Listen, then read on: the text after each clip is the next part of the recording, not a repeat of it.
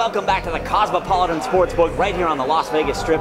I'm Patrick Everson for Covers.com. Pleased to be joined once again by Jason Simbal, Vice President of Risk Management for CG Technology, which operates this great book and many others around town. Jason, let's talk a little bit of late week baseball. I want to start this week with kind of an interesting series in the American League. Red Sox and the Astros. Red Sox starting to play better, on a little bit of a run lately. Astros, by their standards this whole season, are in a little bit of a slump. They got a 3-game series starting Friday. How do you think this is going to be bet? I think that this is going to be a pretty evenly bet series. I know that the Red Sox obviously are a fan favorite. They're one of the most public teams that there is.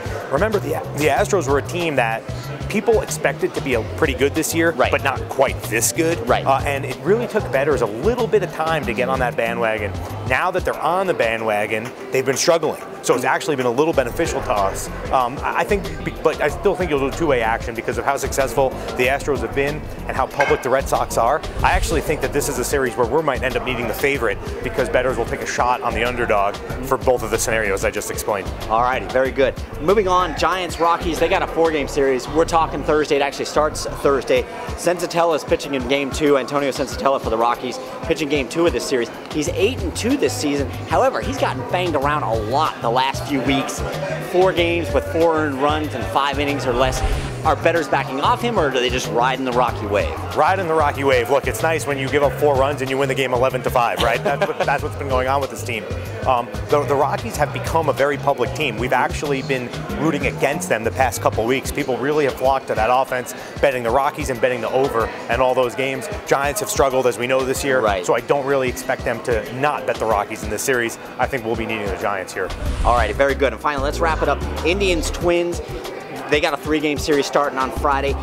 Two questions here. One on the Indians, one on the Twins. How are you handling kind of a lackluster Cleveland team? Have you had to adjust them? Are bettors jumping off them?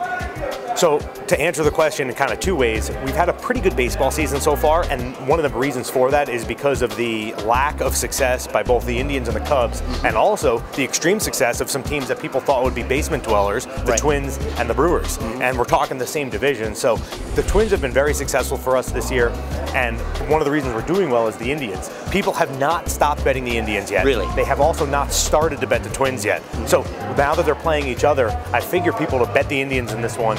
We'll see how the Twins can handle playing the team that probably has more talent than them. Right, and speaking of the Twins at home, they've been great on the road. They're 6 games under 500 at home. It is an opportunity for Cleveland to make up some ground here against a Twins team that doesn't seem to play well at home. Do you see that? Cubs, yeah. People keep betting the Indians, keep betting the Cubs. They're waiting for them to turn. This is going to be the series. This is going to be the series. And yet it hasn't. They keep losing 2 of 3 almost every series. Right. So will they turn? Maybe it won't. If it doesn't, it's going to be a very fruitful June for us sportsbooks. All right, so there you have it, folks. A look at some baseball coming up on this weekend. Thanks a lot to Jason Simbal for his insights, as always. For Covers.com, I'm Patrick Everson. Be sure to subscribe to our YouTube channel and give us a follow on Twitter @Covers.